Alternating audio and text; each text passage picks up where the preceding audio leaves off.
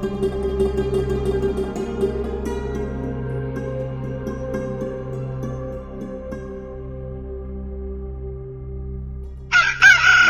Subhanahu wa taala serta bapak-bapak, saudara-saudara, adik-adik jamaah sekalian sidang jamaah salat subuh yang dirahmati oleh Allah Subhanahu wa taala. Alhamdulillah pada pagi hari ini saya yang jauh dari Flores, Nusa Tenggara Timur bersama teman-teman dari Badan Wakaf Al-Quran bisa bersilaturahim dengan ikhwan sekalian, bapak-bapak sekalian.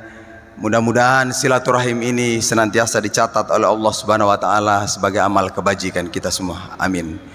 Kita juga bermunajat kepada Allah, semoga dengan wasilah silaturahim ini Allah memanjangkan usia kita yang bermanfaat, sekalian menganugerahkan kita rezeki yang barokah. Amin. Salam dan sholawat marilah senantiasa kita hantarkan buat junjungan kita Nabi besar Nabi Muhammad Sallallahu alaihi wasallam. Mudah-mudahan pada hari kiamat nanti Allah mengizinkan Rasulullah Sallallahu alaihi wasallam akan memberikan syafaat untuk kita semua. Amin.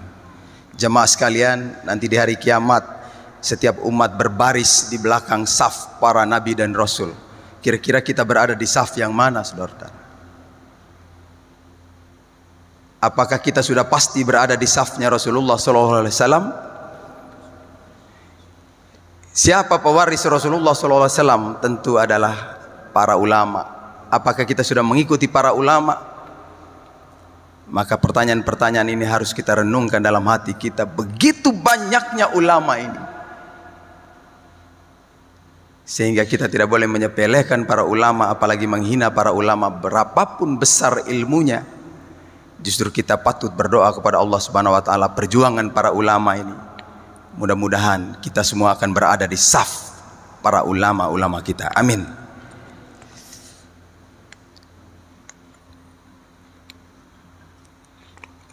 Yang berikut, sebelumnya saya mengucapkan terima kasih banyak. Ini Pak Imam, Pak Ketua Tamir bisa mengizinkan dan telah ikhtiram mempersilahkan kami berada di sini. Subhanallah, saya tidak bisa banyak memberikan sesuatu kecuali mengucapkan jazakumullah khairan katsirah. Semoga Allah menganugerahkan bapak-bapak sekalian ridhonya dengan pahala yang berlipat ganda. Jemaah sekalian, tentu beramal ini dalam versi tertinggi adalah bukan mencari pahala. Urusan pahala itu gampang, bagi Allah terlalu mudah. Dosa saja bisa dirubah jadi pahala. Amalan-amalan yang buruk saja bisa dirubah oleh Allah jadi hasanah. Tapi yang paling penting adalah apakah amalan itu diridhoi oleh Allah atau tidak. Ini yang paling mendasar. Maka ibadah ini niatnya harus mencari ridho Allah Subhanahu wa taala. Urusan pahala gampang, urusan surga mudah bagi Allah. Tapi kalau Allah tidak ridho, berapapun pahala manusia akan dihancurkan oleh Allah Subhanahu wa taala. Habaan mansuro, akan dijadikan debu yang berterbangan di saat hari kiamat. Maka kita semua jemaah berhati-hatilah dalam amalan ini. Iblis tidak tinggal diam terhadap amalan kita. Kadang kita sudah bisa merasa nyaman dengan ibadah ini. Kadang kita sudah bisa merasa nyaman dengan lembaga ini. Kadang kita sudah bisa merasa nyaman dengan kelompok kita.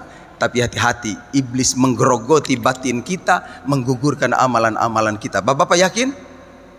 Yakin tidak bapak-bapak? Iblis tidak akan berhenti, Nabi dan Rasul saja digoda terus. Apalagi kita ini jemaah sekalian. Bapak-bapak, ketika kita ini sudah bisa beramal ibadah dengan konsisten itu, iblis membisikkan dalam hati kita, gua loh, saya yang sudah hebat, saya yang sudah jadi ustadz, saya yang sudah berjenggotan, saya yang sudah berkopiah, saya yang sudah suci, saya yang sudah luar biasa. Yang itu malah alah apa itu? Hati-hati bapak-bapak sekalian. Saya khawatirkan nanti ketika di hari kiamat kita termasuk orang yang tidak akan dilihat oleh Allah Subhanahu wa taala.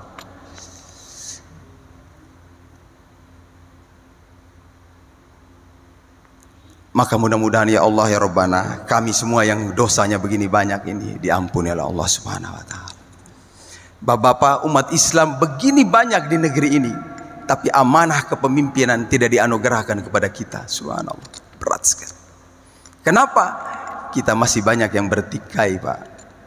Perang antar umat Islam, perang antar lembaga kita, masing-masing bangga dengan kelompok kita. Kita harus introspeksi ini, Bapak-bapak sekalian. Kalau tidak, Allah tidak akan mengamanahkan Islam ini kepada kita. Allah tidak akan mengamanahkan negeri ini kepada kita. Allah tidak akan memberikan dunia dan akhirat ini kepada kita. Maka kita selalu memohon ampun kepada Allah Subhanahu wa taala. Mudah-mudahan kiranya kita selalu dibimbing ke jalan yang lurus. Ihdinas siratal mustaqim. Oleh para ulama tafsir, para mufassir, ihdinas siratal mustaqim itu adalah ad-du'a'u ad-dawam, doa yang abadi. Maka wajar kalau dalam setiap rakaat solat kita memanjatkan doa melalui bacaan Fatihah ini. Salah satunya yaitu ihdinas siratal mustaqim. Tunjukilah kami jalan yang lurus. Setiap saat kita bermunajat kepada Allah, tunjukkan jalan yang lurus, karena kita mudah sekali dipalingkan oleh iblis ini, jemaah sekalian. Baik, itu prolog, jemaah. Bisa agak panjang ya, Pak ya? Idealnya saya berkenalan dulu. Ini ada, saya lihat ini konsentrasinya masih belum terlalu fokus. Siapa orang ini? Baik, Bapak-bapak sekalian, saya asli dari Adonara. Sudah ada yang mendengar Pulau Adonara, Pak? Sudah, Pak ya? Ada sini orang Adonara, Pak? Bapak dari Adonara atau pernah ke sana, Pak ya? Bukan. Oh, subhanallah, masya Allah. Ya. Adonara adalah satu pulau kecil berada di Flores Timur, salah satu pulau pada zaman lampau, termasuk pulau yang dikuasai oleh pemimpin-pemimpin Islam. Ya, maka kami ini sebenarnya termasuk dari keturunan yang diutus dari Kesultanan Ternate, Pak. Kita tahu Sultan Babula pada tahun 1570-an itu berjaya di sana, Pak ya, mengusir Portugis. Sampai-sampai ketika Portugis itu lari ke daerah Nusa Tenggara, disuruh kejar oleh Sultan. Maka delegasi yang diutus ke Nusa Tenggara itu keturunannya termasuk kami ini, Pak. Ketika diutus itu ada anggota perangnya, tapi lebih banyak adalah para ulama-ulama pada masa itu. Sehingga sampai hari ini biasanya kalau kita di sana, keturunan ini urusannya imam, khotib, dakwah dan lain sebagainya. Begitu, Pak. Cuma mama saya ini dari keluarga, ya boleh dikatakan marga kerajaan Katolik, Pak. Satu-satunya kerajaan Katolik di Indonesia ini adanya di Larantuka, Flores Timur, Pak. Bapak kalau setiap mau Paskah, tahu Bapak Paskah? Sudah pernah dengar kata Paskah, Bapak? Paskah itu kematian Kematian Yesus Kristus ya, Pak ya. Itu di sana ada acara ritual keagamaan Katolik dengan berbudaya Portugal. Karena memang hebat juga orang Portugis pada waktu itu menyaingi raja-raja Muslim di Pulau Adonara, maka dia buat juga kerajaan Katolik di Larantuka. Seluruh marga di situ, suku-suku dengan bahasa daerahnya dirubah oleh Portugis menggunakan embel-embel Portugal. Jadi ada suku Da Silva, Fernandes, Da Gomes, begitu, Pak. Nah, mama saya itu dari suku Da Silva, padahal orangnya ya orang Flores, bukan orang Portugis. Jadi saya ibunya mualaf.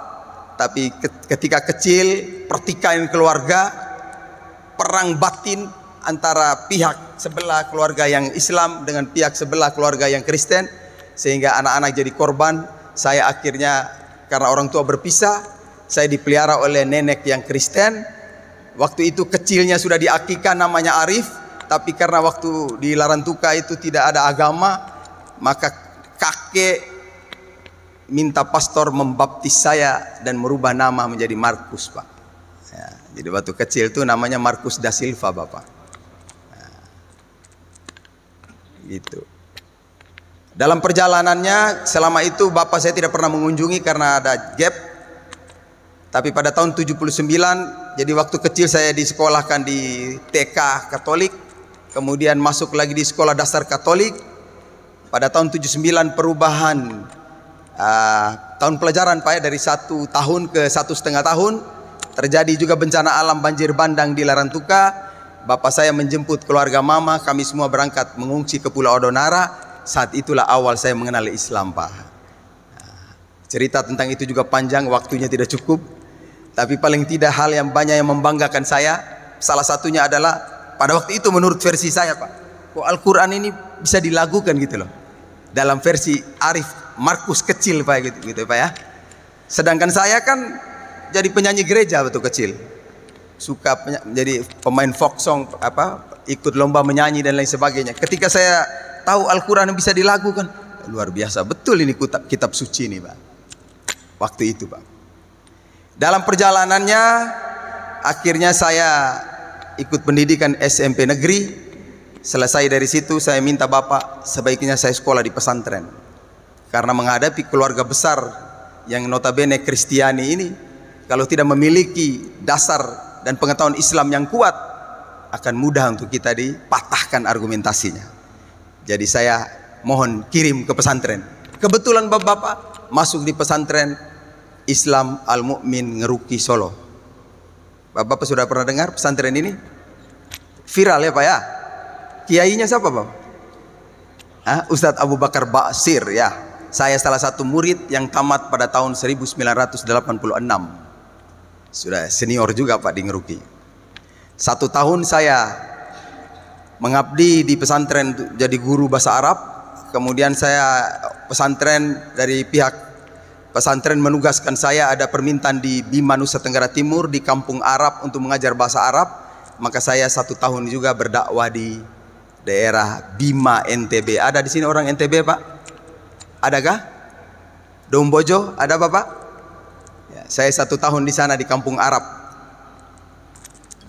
Setelah itu saya minta izin pulang kampung untuk berdakwah di sana, karena saya katakan niat saya datang ke Ngeruki itu adalah tafaqquh fiddin, sehingga konsekuensi dari tafaqquh fiddin adalah liyunziru qaumahum idza raja'u ilaihim, memperingatkan umatnya ketika dia kembali ke kampung. Berarti sebenarnya konsepnya harus kembali ini Bapak-bapak sekalian ya. Jadi banyak yang tidak kembali ini yang repot juga nih. Ya. Itulah maka saya pulang tahun 89 dan bersama-sama berjuang terus sampai hari ini. Bapak-bapak, pada tahun 85 itu saya pernah diundang panitia untuk mengisi acara Ramadan di sana. Luar biasa, populer banget Pak.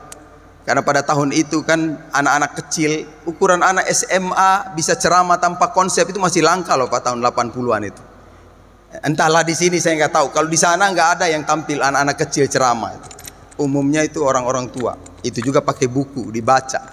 Tapi pada waktu itu seorang anak kecil, entah seberapa ilmu saya pada waktu itu, tapi melihat anak kecil bisa ceramah tanpa konsep. Pak, saya ceramah di sini selesai, pindah di masjid sana. Jamaah yang di sini pindah ke sana Pak. Pada tahun 85. Bapak, tahun 89 terbalik 180 derajat. Saya ditolak di setiap masjid Pak. Diboikot, tidak usah isi pengajian di sini.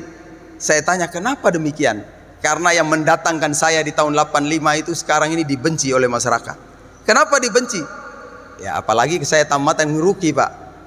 Ya, pertama ada tiga stigma negatifnya melekat. Pertama ekstrim kanan Pak. Ya, itu. Yang kedua, karena saya baca imam seperti tadi itu Pak. Alhamdulillahirabbil alamin, langsung kan agama baru nih Pak. Masih banyak lagi yang lain tentu. Terus yang ketiga, anti adat. Jadi saya ini tertolak semua. Adat juga tertolak, pemerintah juga tertolak, agama juga ditolak. Hampir semua masjid tidak menerima saya Pak. Nah, tentu bapak-bapak sekalian, kalau bapak-bapak bagaimana itu? Merantau Pak ya. Ya, Pak di sini nggak bisa, gua berangkat aja lah dakwah di Jawa. Ya. Atau biasanya kita cari tempat yang aman dan nyaman. Ya. Saya merenungi perjalanan ini, mencermati Al-Quran, antara lain a'udzubillahi minasyaitonirrajim, kul kullun ya'malu ala syakilati farabbukum a'lamu biman huwa ahda sabila. Setiap orang, setiap kaum, atau setiap apapun berbuat sesuai keadaannya masing-masing. Allah lah yang akan lebih mengetahui siapa yang mendapat hidayah di antara kaum itu. Maka Bapak-bapak sekalian, ditambah lagi dengan firman Allah Subhanahu wa taala yang tercantum dalam surat Fussilat ini, a'udzubillahi minasyaitonirrajim, wa man ahsanu qaulan mimman da'a ilallah wa amila sholihan wa qala innani minal muslimin. Ini menguatkan saya.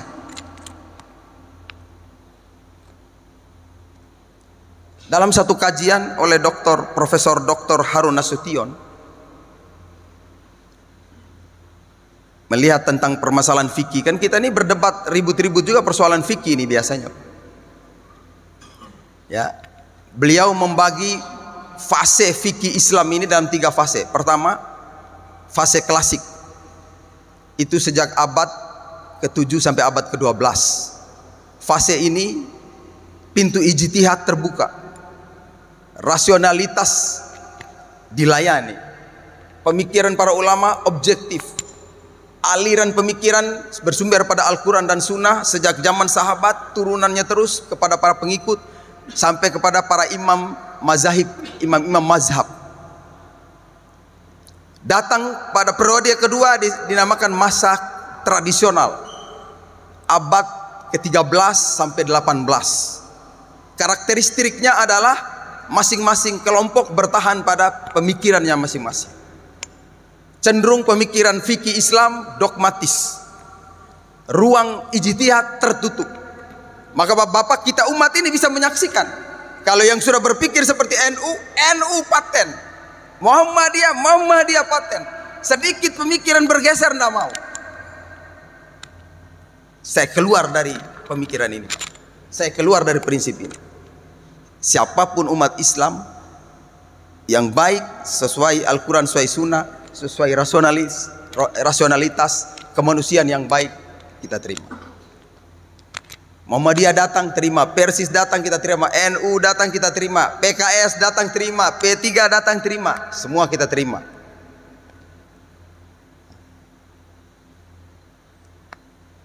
Kemudian fase terakhir, yaitu abad ke-19 ke sini, itu dikatakan fikih kontemporer. Permasalahannya lebih kompleks, berhadapan dengan zaman modern.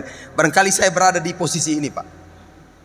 Bapak-bapak, saya melihat umat saya di sana, kami minoritas, kurang lebih 10% lah NTT itu. Kalau sekitar 5 juta penduduk NTT, berarti umat Islam sekitar 500.000. Itu pun tersebar di berbagai kepulauan. Di beberapa titik umat Islamnya cukup banyak, di banyak titik umat Islamnya sangat sedikit. Pak, di kabupaten seperti Manggarai saja, itu masjidnya cuma 13. Kalau di sini berapa, Pak? Satu kompleks perumahan ini berapa, Pak, masjid kira-kira? 10, sama dengan satu kabupaten di sana, Pak ya. Ada lagi masjidnya cuma 2 saja, Pak, atau 3, 5 paling banyak sudah. Tentu menghadapi situasi seperti ini dibutuhkan seorang pejuang di sana. Dibutuhkan ustadz-ustadz da'i yang tahan banting, ustadz-ustadz da'i yang siap jadi miskin di sana, tapi siap juga bekerja keras. Betul tidak, Bapak-bapak?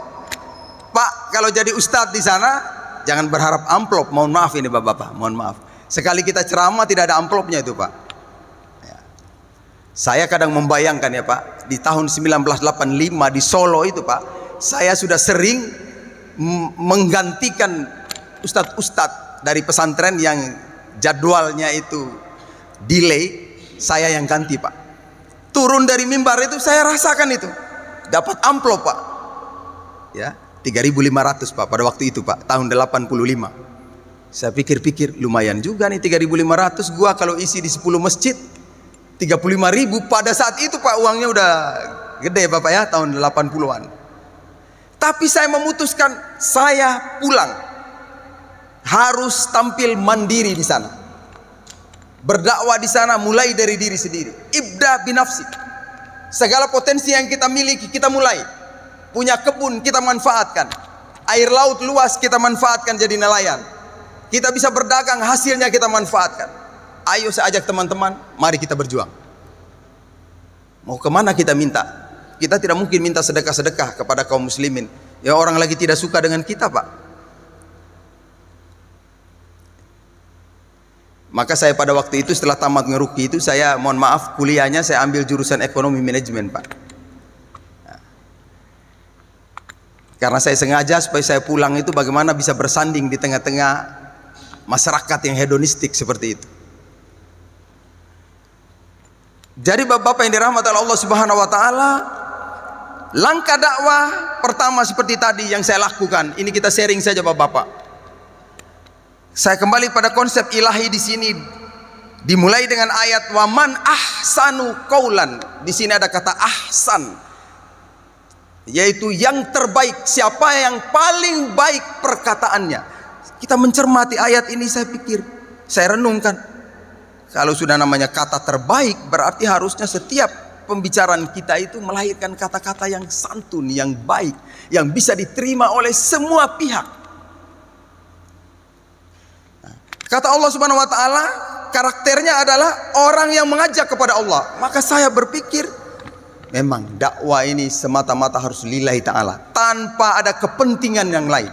Semata-mata lillahi ta'ala, bukan mewakili suatu kelompok ini, kelompok itu, organisasi-organisasi ini, organisasi itu. Kelompok atau organisasi bagi saya adalah media saja, fasilitas saja, tapi bukan tujuannya seperti itu. Semata-mata lillahi ta'ala.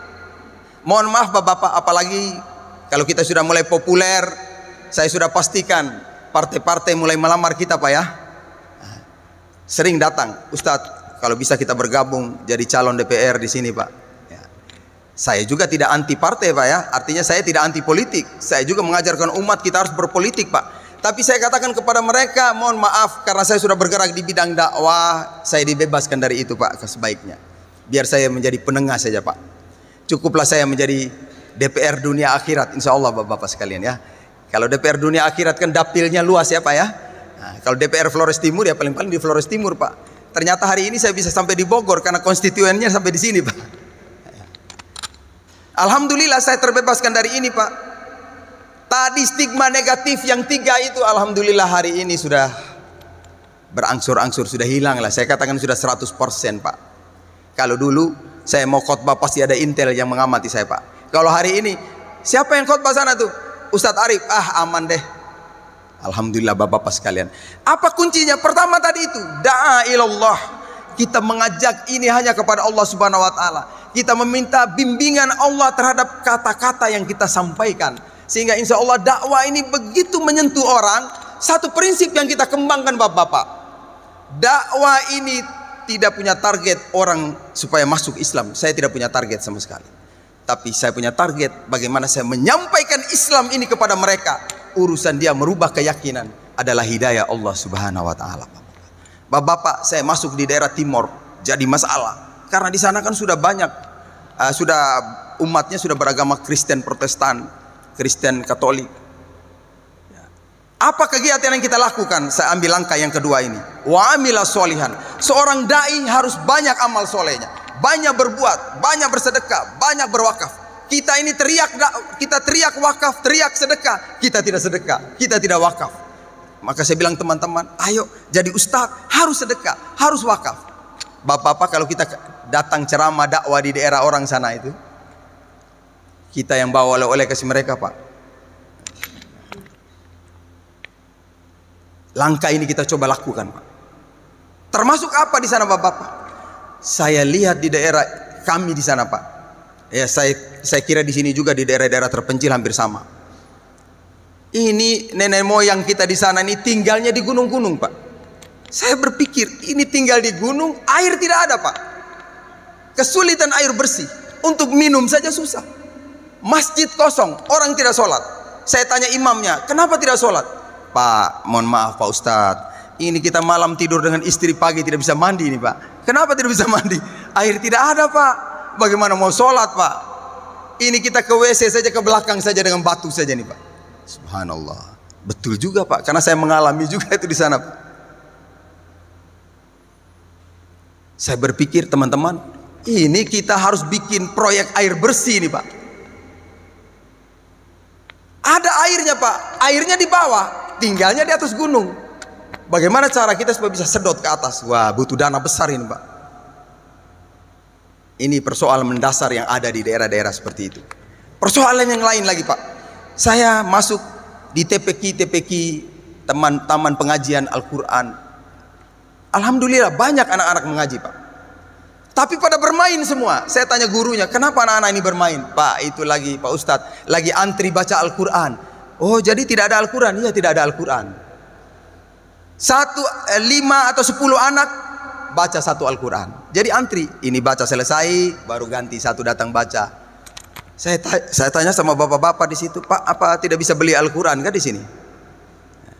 Dia bilang, Ustadz, bisa beli Al-Quran, tapi kita beli di mana ini? Tidak ada toko di sini yang menjual Al-Quran ini. Ini juga permasalahan. Kalaupun ada, kita ini orang desa Bapak, pergi di kota sana juga cari toko yang mana, ini juga pusing gitu. Pergi di kota ini juga biayanya bukan sedikit Ustadz. Ongkosnya sudah besar, kita ini menyeberang laut, naik motor laut, turun lagi naik ojek, pergi di toko cuma cari Al-Quran, tidak jumpa Al-Quran, pulang tangan kosong, biaya sudah keluar banyak. Saya bilang, wah luar biasa, ini berarti momentum. Saya bilang sama teman-teman, ini peluang kita berwakaf ini teman-teman. Ada yang tanya sama saya, Ustadz, tapi ini kan cuma sedikit saja. Kita paling-paling wakaf berapa ini untuk beli Al-Quran kasih umat? Saya bilang, tidak masalah. Persoalannya sekarang yang penting antum beramal saja dulu. Ya.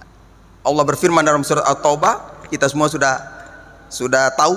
A'udzubillahi minasyaitonirrajim. Wa qul i'malu fasayarallahu amalakum. Kerja saja, Allah wa rasuluhu wal mu'minun akan menyaksikan amalan-amalan kalian. Saya bilang sama teman-teman, kerja saja. Yang penting nanti kita informasikan ke teman-teman di Jawa, dimanapun. Ada imannya, ada orang-orang beriman, insya Allah mereka akan terpanggil juga untuk berwakaf. Asal kita mulai dari diri kita. Kalau kebaikan ini kita sudah mulai, aura kebaikan akan muncul. Ketika kita berjalan, aura kebaikan itu bersama kita. Allah mengizinkan seluruh alam semesta ini turut berdoa untuk keselamatan kita Bapak-Bapak. Yakin Bapak-Bapak? Saya yakin seperti itu Bapak-Bapak sekalian. Maka tanpa uang pun yang ada pada kita mulai. Kita beli Al-Quran 1-2 bagikan mereka. Pak, kadang-kadang kalau mereka saya ada kapal dakwah Bapak-Bapak. Kapal itu sebelumnya saya bikin untuk mancing ikan Pak. Tapi kita rugi terus-terus Pak. Memang bisnis ini repot juga Bapak ya. Sekolah ekonomi juga tetap rugi nih. Pantas biar menteri ekonomi juga negaranya bangkrut ya Pak. Akhirnya kapal saya ini saya wakafkan. Saya bertemu teman-teman di Jakarta. Kebetulan salah satunya adalah CEO Badan Wakaf Al-Quran. Namanya Pak Ustadz Heru Binawan Pak. Saya jumpa beliau. Beliau katakan, Ustadz, dulu kan saya pernah sampaikan antum, saya mau mendirikan lembaga baru. Oh, sudah ada? Sudah. Namanya Badan Wakaf Al-Quran. Oke. Saya punya kapal sekarang. Bagaimana kita bikin program kapal dakwah saja? Saya serahkan kapal ini. Oke, kita wakaf. Tolong dilengkapi fasilitasnya. Saya pakai untuk berdakwah keliling dari pulau ke pulau sana. Siap Pak. Alhamdulillah 2011 kita fundraising. Saya juga turut bersama waktu itu dengan Ustadz Heri Mukti, ya mantan rocker Indonesia Pak ya. Berdua sanding bersama-sama dakwah keliling Surabaya dan lain sebagainya. Alhamdulillah terkumpul tahun 2013 launching di Tanjung Priok. Saya pulang dengan kapal dakwah. Wakil Polda Air duduk bersama saya dekat-dekat. Dia tanya saya, Ustadz, kira-kira kapal sebagus ini sampai di NTT, orang Kristen cemburu atau tidak? Saya bilang, Pak, tidak cemburu. Kalau dia tanya itu siapa punya? Ustadz Arif. Malah dia berterima kasih. Kenapa begitu? Karena ketika dia bangun desanya, saya juga ada di sana Pak. Biar dia orang Kristen, saya turut membantu dia. Bangun apa? Bangun jalan raya. Sebentar kan saya lewat situ juga Pak. Bangun lapangan, bangun apa? Saya gerakan santri-santri saya, ayo kita kerja sosial, bakti sosial. Ini pendekatan kultural Pak. Sehingga apa? Antara kita dengan mereka, apa yang dijawab oleh Allah Subhanahu Wa Taala dalam ayat ini? Yaitu yang ketiga setelah amal soleh, wa qala innani minal muslimin. Saya menyatakan diri, ini loh Islam, ini loh. Artinya saya mau menunjukkan kepada mereka, saya bukan Islam Muhammadiyah, saya bukan Islam NU, saya bukan Islam Jamaah Tabligh, tapi semua kita rangkum. Jawabannya cuma satu. Al-Islam, saya Muslim. Ini yang kita ingin kembangkan terus Bapak-Bapak sekalian. Sehingga bapak-bapak yang dirahmati Allah Subhanahu wa taala, kata Allah dalam ayat yang kita lihat ini kelanjutannya adalah wala tastawil hasanatu walas sayyi'ah. Tidak sama kebaikan itu dan keburukan itu. Idfa billati hiya ahsan. Tolaklah keburukan itu ahsan, dengan cara yang paling baik. Kita mencoba membuat pendekatan dengan cara yang paling baik, bapak-bapak sekalian dirahmati Allah Subhanahu. Bapak-bapak, kalau akidah kita sudah bagus, Allah akan menunjukkan cara-cara cerdas kita menghadapi masyarakat itu, bapak-bapak. Allah mengatakan di sini, kompensasinya apa ini langkah kita seperti ini? Fa idzal ladzi bainaka wa bainahu adawah ka'annahu waliyyun hamim. Maka kamu akan saksikan orang yang di antara kamu dan dia itu ada permusuhan, dia berubah seolah-olah jadi teman yang setia, bapak-bapak. Bapak-bapak, saya ceramah di kami, akhirnya saya ke Jakarta, bapak-bapak, saya bilang sama teman-teman, ini potensi besar ini, Pak. Saya ajak teman-teman di Jakarta, ayo kita kumpul duit, kita wakaf Al-Quran di sana, kita kumpul duit, bangun air bersih di sana. Ini, Pak, tempat-tempatnya yang kesulitan air bersih. Alhamdulillah, bapak-bapak, Badan Wakaf Al-Quran menyambut program ini. Kami bikin program perencanaan awal 1000 Al-Quran, bapak-bapak. Pak Heru tanya, Ustadz Arif bagaimana cara baginya ini? Saya bilang gampang, Pak. Kami dakwah keliling, jalan dari masjid ke masjid, kita bagi saja Al-Quran. Akhirnya terkumpul 1000 awalnya, Pak. Setelah itu mulai maju 4000, kemudian 5000, terus tambah lagi 7000, 10.000, 20.000, 40.000, 50.000 juga pernah. Alhamdulillah di tahun 2021-2022 ini terkumpul 110.000 yang baru, program 110.000. Kita antarkan juga sampai di daerah Sulawesi Tenggara, sampai di Maluku Selatan, sampai di Sulawesi Selatan, di kepulauan-kepulauan dengan kapal tadi, Pak. Kita dakwah keliling, Pak.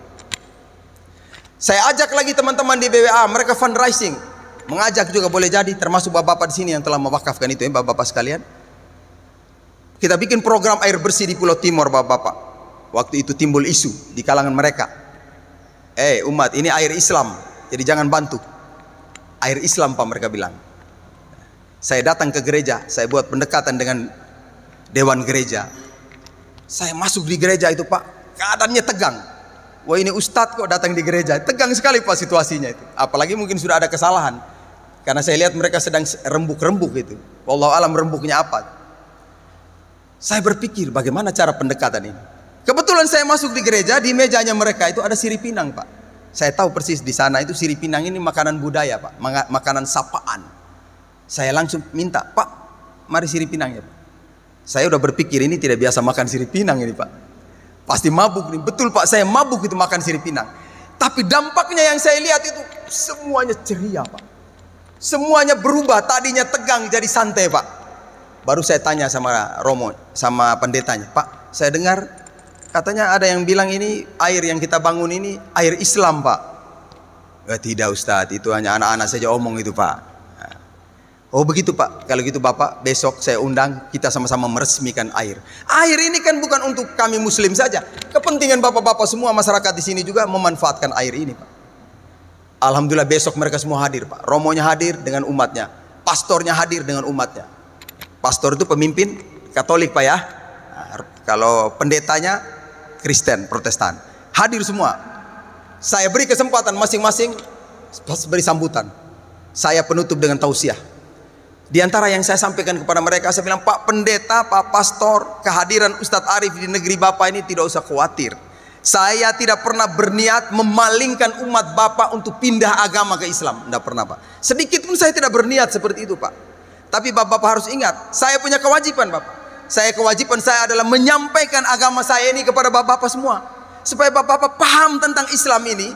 Karena kita hidup dalam negara Kesatuan Republik Indonesia ini, Bapak harus mengerti agama saya, seperti saya mengerti agama Bapak juga, supaya kita bisa hidup berdampingan, Bapak-bapak.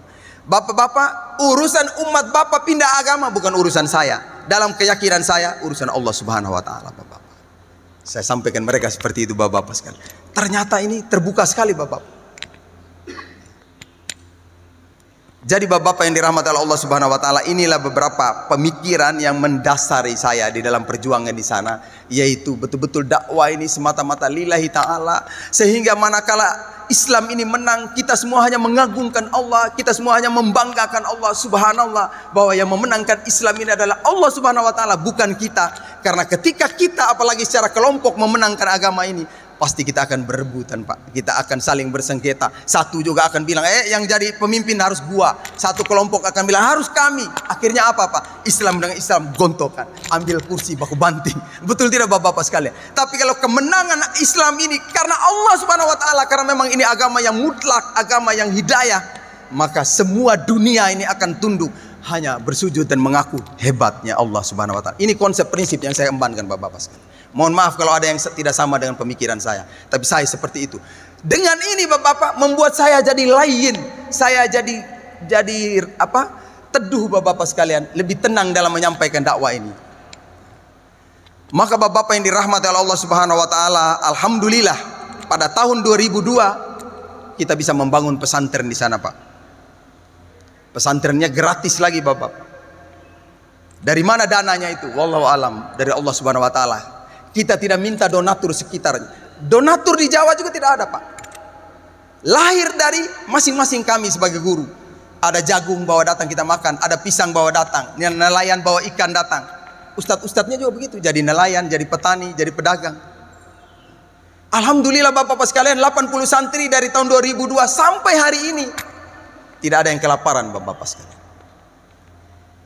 Ini sekedar saya memberikan gambaran kepada kita. Begitulah ketika kita mau kerja keras dan menggantungkan kepada Allah Subhanahu wa taala, Allah akan memberikan kita rezeki yang dari arah yang tidak terduga-duga. Termasuk bisa berjumpa dengan Bapak-bapak pada pagi hari ini, Bapak-bapak sekalian.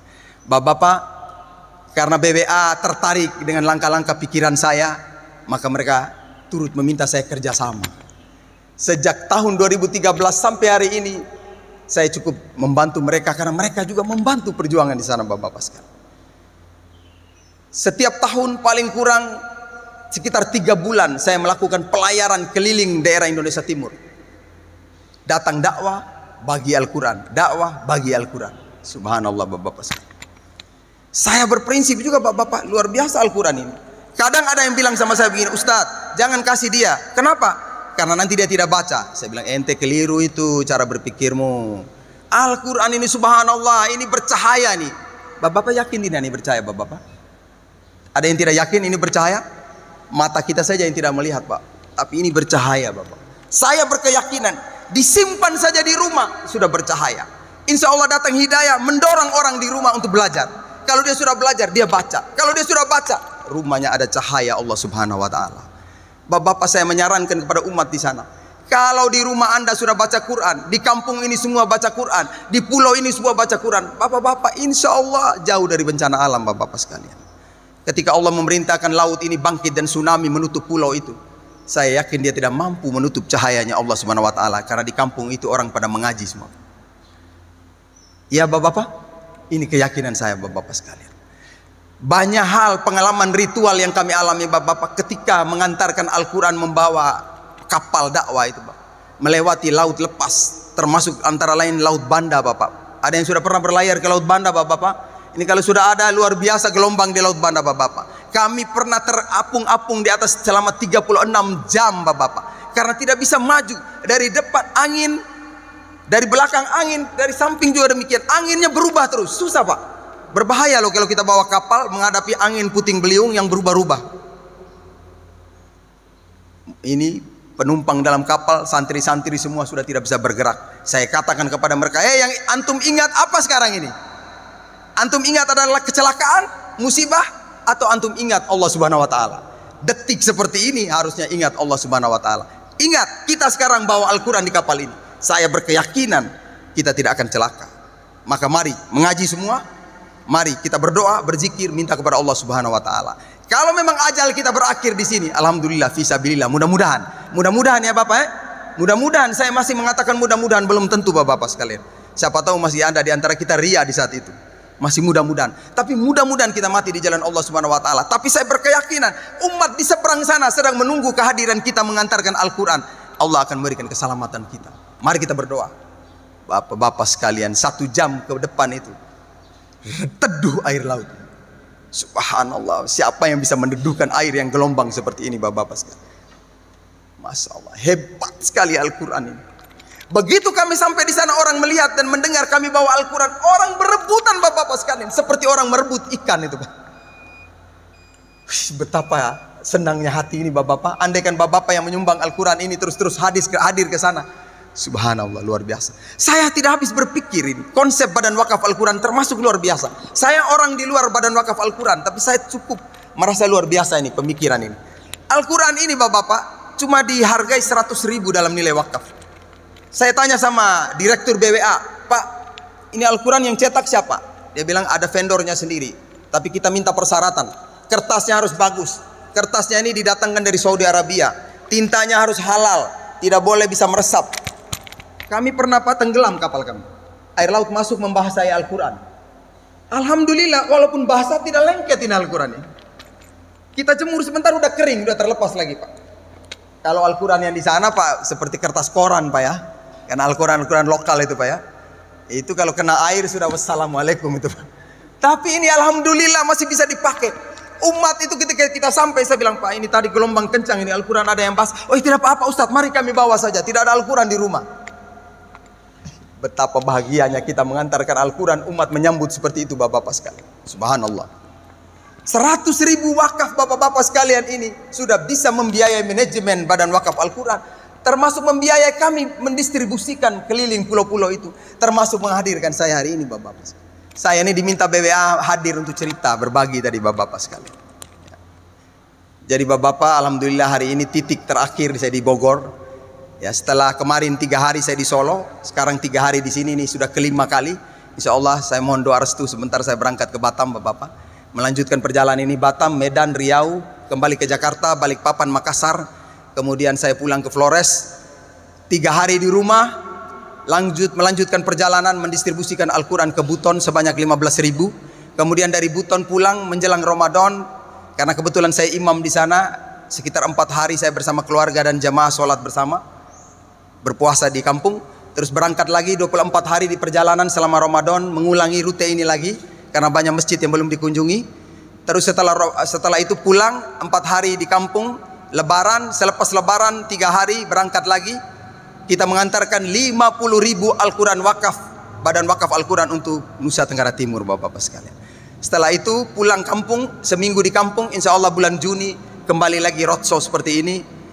Baru saya pulang kampung untuk program pendidikan di pesantren, karena saya kan juga guru Pak ya, mudir am pesantren Pak. Jadi kebetulan di pesantren ngajarnya banyak juga Pak. Saya ini juga guru olahraga juga Pak, Ustadz tapi guru olahraga, guru bahasa Arab. Saya ngajarnya 4 itu, bahasa Arab, olahraga, PPKN dengan ekonomi Pak. Nah, jadi ini saya di pesantren seperti itu. Ini pasti ada yang tanya, Ustadz gajinya banyak nih Pak. Sedikit Pak ya, kebetulan mungkin pemerintah kasihan kasih guru kontrak Pak. Guru kontrak juga saya lihat di situ nomenklaturnya guru olahraga, dikasih gaji 1.150.000. Saya tidak pernah lamar Pak, tidak pernah bawa ijazah ke sana lamar. Tiba-tiba saja dari dinas telepon kepala sekolah, Pak, Ibu, nama-nama ini ada tidak? Ada. Baca turun Arifuddin Anwar, ada, masih mengajar di pesantren. Ya Bu, Ibu dapatkan 1 guru kontrak, nama Ustadz Arifuddin Anwar. Saya bilang saya tidak pernah melamar ini, tidak pernah kasih masuk ijazah nih, tapi dapat. Itulah contoh bapak-bapak, contoh saja bahwa begitu mudahnya.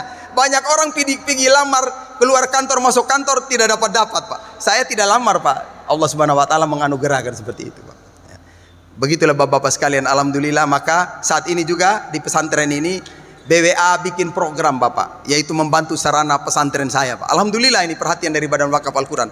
Pertama kemarin membantu sarana ibadah, saya bangun masjid Pak. Alhamdulillah masjidnya sudah mau selesai. Ya, mudah-mudahan itu termasuk wakafnya bapak-bapak sekalian.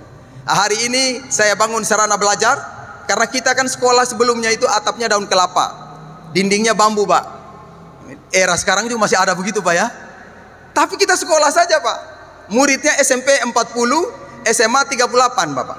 SMA-nya saya pakai madrasah aliyah, SMP-nya saya pakai SMP. Kenapa begitu Pak? Di sana kan dinasnya Kristen Pak. Saya bangun pesantren itu tahun 2002 pas Ustadz Abu Bakar Basir ditangkap Pak. Isu menebar ini teroris. Nah, saya juga khawatir jangan sampai pesantren diobok-obok sebagai sarang teroris. Saya undang dinasnya ke pondok. Dinasnya Kristen Pak ya. Jadi saya daftar SMP supaya dinas pendidikannya masuk ke sana Pak. Nah, Saya mau terbuka biar mereka lihat ada bom tidak di pesantren itu.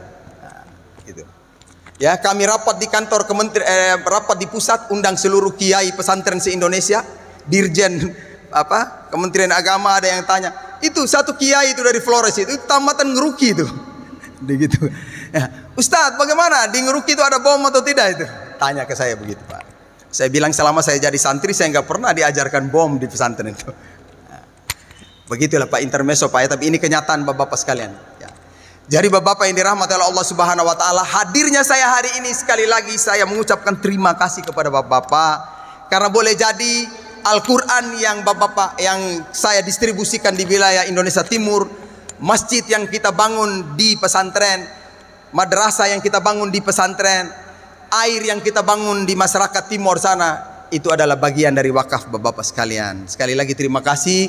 Mudah-mudahan amalan wakaf Bapak-bapak ini diridhoi oleh Allah Subhanahu wa taala. Bapak-bapak sekalian, bisa dilihat teman-teman BWA juga hadir di sini. Ini semua pejuang wakaf. Perlu wakaf dan sedekah ini harus disosialisasikan. Harus ada yang mendakwakan, harus ada yang mengurus, harus ada yang menjadi nazir, harus ada yang mensedekahkan, harus ada mauquf alai, karena syarat wakaf seperti itu. Wakifnya harus ada, insya Allah kita semua.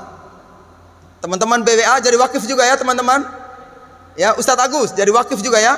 Jangan Anda cuma jadi mau nah, ya, jadi nazir saja. Harus ada nazirnya Pak. Harus ada mauqufnya harta yang kita wakafkan. Harus ada mauquf alainya, penerima manfaatnya. Maka kehadiran teman-teman BWA ini untuk menyaksikan wakaf Bapak-bapak. Paling tidak Bapak-bapak transfer harus tulis ya Bapak-bapak. Mohon tolong disampaikan supaya jangan jadi sedekah biasa. Kalau mau jadi wakaf harus diucapkan tuh. Saya wakaf 100.000 untuk Al-Quran NTT. Bila perlu seperti itu, tulis di situ Pak.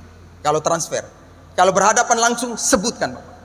Atau saya wakaf 1 juta untuk bangun pesantren di Ustadz Arif, boleh Pak, langsung ucap seperti itu.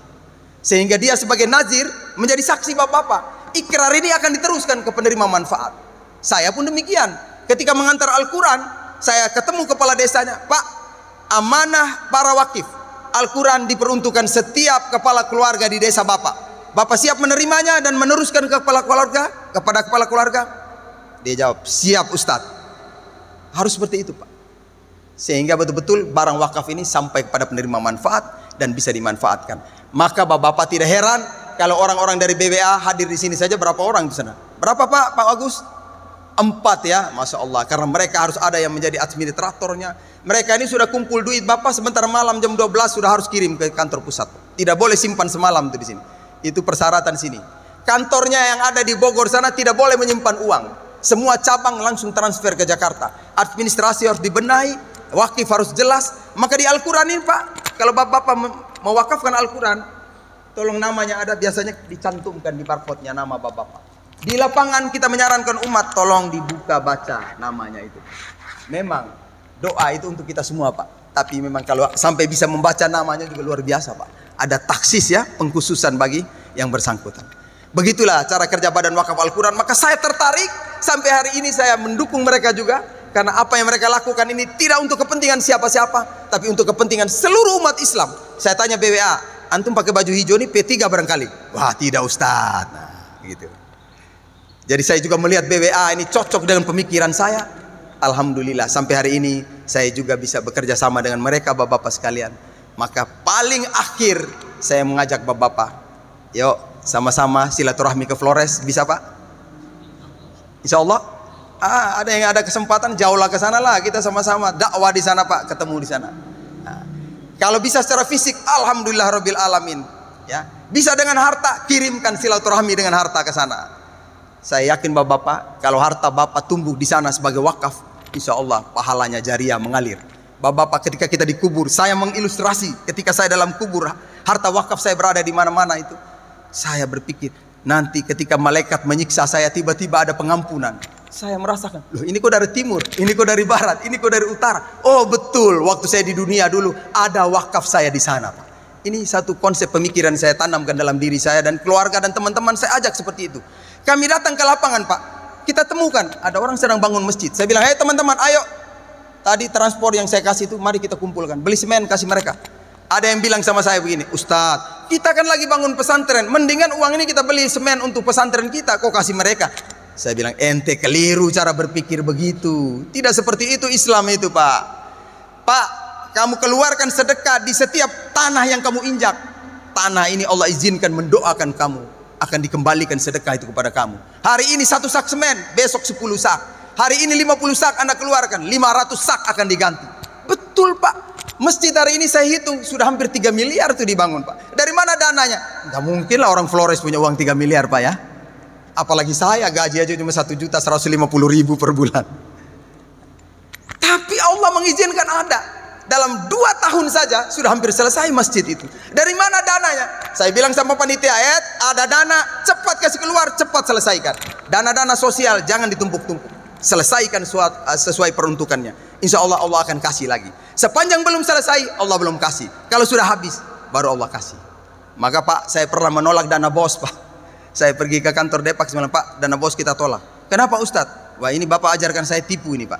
Karena di sini juknisnya beda, Pak. Kebutuhan di pesantren tidak sama, Pak. Guru saya ini tidak ada gaji, saya harus keluar bayar gaji guru ini, Pak. Tapi ini suruh beli kertas melulu ini sini, Pak. Perjalanan dinasnya lebih banyak, Pak ini. Saya tolak, Pak. Wah, Ustadz, mohon maaf, jangan Ustadz. Kalau Ustadz tolak ini jadi masalah di Flores Timur. Karena ini pendidikan Islam. Sampai di Jakarta ada orang bilang ini masalah sara ini, Pak. Ustadz, jangan Ustadz. Jadi bagaimana, Pak? Buat saja sesuai rap. Bapak siap tanggung jawab dosanya? Ya Ustadz bilang begitu lagi bagaimana? Bapak saya menceritakan ini, menggambarkan kepada kita begitulah harta ini ya. Ketika kita programkan untuk diri kita, kita kelola sesuai jalannya, Allah akan menggantikannya. Dunia saja diganti, apalagi di akhirat. Maka saya cuma bisa berdoa kepada Allah Subhanahu wa taala, mudah-mudahan Bapak-bapak sekalian, apa yang Bapak-bapak telah sedekahkan dan wakafkan selama ini, baik ke lembaga lain maupun ke lembaga BBA, diridhoi oleh Allah Subhanahu wa taala, digantikan dengan rezeki yang barokah, dan asbab ini kita semua dilindungi dari bencana-bencana termasuk virus corona yang mewabah ini ya Bapak-bapak ya. Demikian yang dapat saya sampaikan pada kesempatan silaturahim ini. Mudah-mudahan Bapak-bapak ada waktu bisa bertemu lagi. Tapi kalau tidak ada waktu, semoga kita semua jumpa di surganya Allah Subhanahu wa taala. Amin barakallah. Demikian yang benar dari Allah, khilaf dari saya. Tapi sebelum saya tutup, mungkin ada yang tanya? Pak, ada yang bertanya? Jangan sampai ada yang mau tanya mungkin. Ustadz ini istrinya berapa barangkali? Tidak Bapak? Terima kasih. Subhanakallahumma wa bihamdika asyhadu an la ilaha illa anta astaghfiruka wa atubu ilaik. Billahi taufiq wal hidayah. Kita akhiri dengan hamdalah. Saya kembalikan kepada Bapak Imam untuk menutup. Assalamualaikum warahmatullahi wabarakatuh. Saya masih duduk Pak ya? Oh ya, silakan Pak, diminum. Saya minum dulu Pak. Jazakallah khair kepada Ustadz Arif. Alhamdulillah kita bisa bersilaturahmi